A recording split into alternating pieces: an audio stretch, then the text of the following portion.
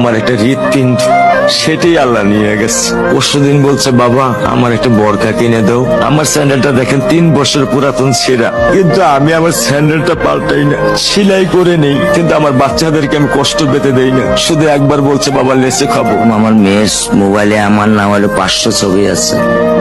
আমি এখনো সাহস পাইনি আমার মেয়ের একটা ছবি বের করে দেখতে।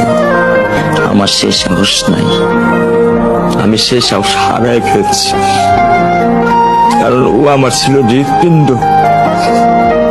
ওর জীবনে এমন কোন চাওয়া নাই যেটা আমি পূরণ করি নাই। পরশুদিন বলছে বাবা আমার একটা বরকা কিনে দাও। আমার চাচতো ভাই বললো ভাই ইসলামপুর থেকে 300-400 টাকা পাওয়া যায়।